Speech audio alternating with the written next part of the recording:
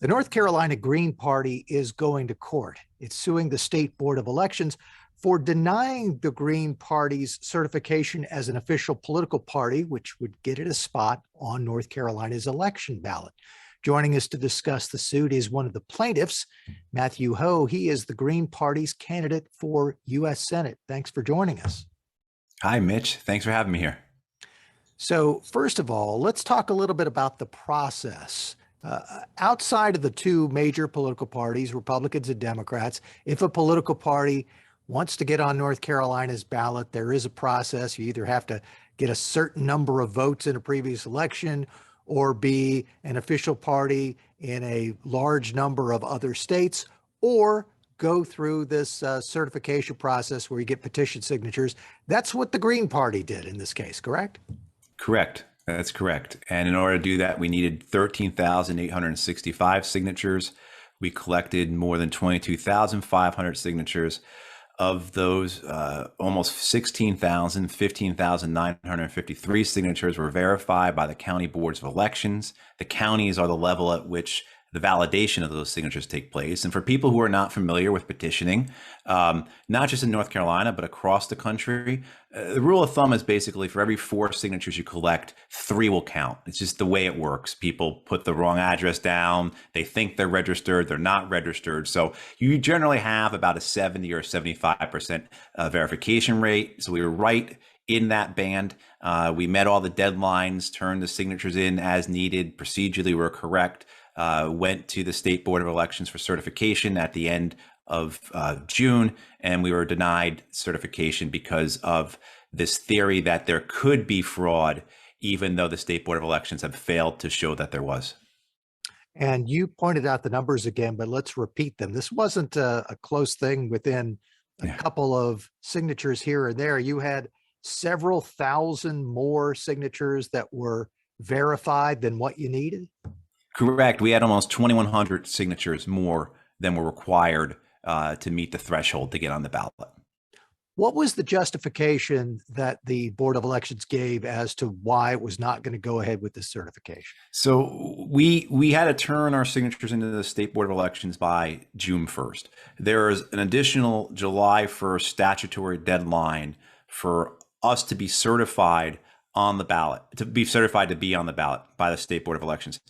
In addition to that, there were requirements for us to hold a nominating convention, to have our people go and register as Greens, and then for our candidates to file for office by July 1st. So after certification, we had to do all those things. This just goes to show the bad faith that was presented by the State Board of Elections, because they didn't hold the certification hearing until June 30th. So even if they had certified us, we would have had 1 day to complete all those other steps. So this is why we're saying from the get-go, this was deliberately planned for us not to be certified. But we presented the signatures to the board on June 1st. They held them for 30 days. They did this investigation where they looked at a number of signatures, we believe about 200 or so, signatures that were never verified. So never went towards our count of verified signatures to meet the threshold required.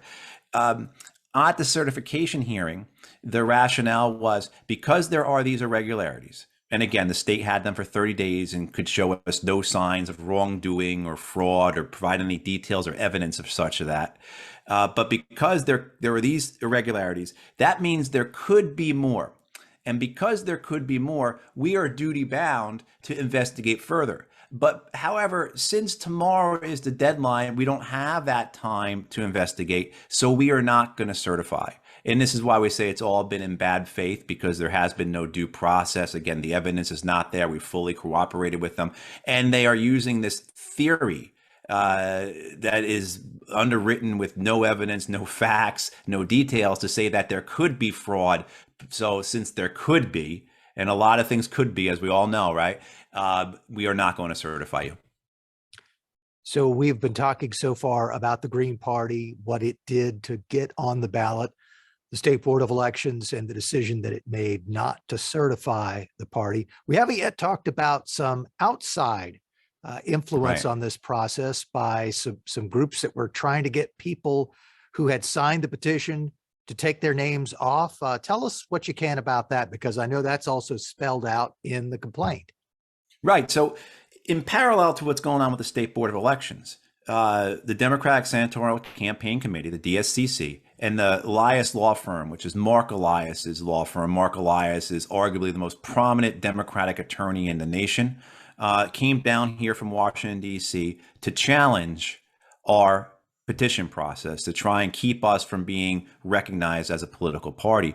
They received the public records from the State Board of Elections and immediately went into a process of calling, texting, and visiting people at their homes in order to get them to remove their names from petitions. While doing this, they sometimes identify themselves as a Democratic Party. Other times they refuse to say who they were, but on several occasions, or on many occasions, and we have documentation of this through audio recording, they identified themselves as being with the Green Party. Other times we have been told that they identified themselves as being with the State Board of Elections or with the Secretary of State's office. So the Elias law firm, working with and we have this in our complaint, we allege working with the governor's office, an executive agency that's supposed to be nonpartisan, has worked to undermine our petition effort by deliberately misleading, I really should say lying to people about who they are in an effort to try and get people to remove their names from our petition so that they can say the Green Party can't be on the ballot. And when the Board of Elections came up with its decision about the Green Party, we should point out that it was a split vote. This wasn't the unanimous board. 3 members who are Democrats voted against the certification. The 2 Republican members voted for it, or at least voted against the motion from the Democrats. Does your complaint allege that the Democratic members of the Board of Elections were involved in this as well? Well, absolutely. This was a blatant and really brazen partisan decision. And I hope no one gets me wrong. I believe that if we were a conservative organization, the opposite would have occurred. The Republicans would have been arguing against us and the Democrats for us, because this is ultimately what this comes back to, this idea that the two-party system is corrupt, it's undemocratic, and it's harmful. So absolutely, we contend that there are issues here that are that go into invalidate why we are doing this, why we are trying to create a multi-party democracy, and why we were met with the enthusiasm for that by tens of thousands of North Carolina registered voters, because people know full well that this is a corrupt system whose purposes are to keep out of power those who want to represent working class people, middle class people, in order to make sure that those in power can continue to serve the interests of their donors, in this case, the corporations, the banks, the wealthy, et cetera. So you filed the suit. If the suit goes the way that the Green Party and the plaintiffs in the case want, what will happen? We have asked the courts to immediately certify us and to place our candidates onto the ballot for November. We are concerned that both the State Board of Elections, the state of North Carolina, via the governor's office, more or less, as well as the Democratic Party, will do everything they can to delay us, to throw up different challenges and hindrances, the obstacles, so that we cannot be on the ballot, for the simple reason that the ballots have already been printed. And there is a mid-August deadline for ballot printing that we're up against. So we do have an issue here where time is of the essence. And so we are enjoining the courts to consider that as they hear our plea and review our complaint. Matthew Hoh is the U.S. Senate candidate for the North Carolina Green Party. If he can get his party on the ballot, and Carolina Journal will be following this legal action very closely. Matthew, thanks so much for taking the time to chat with us. Hey, thank you, Mitch.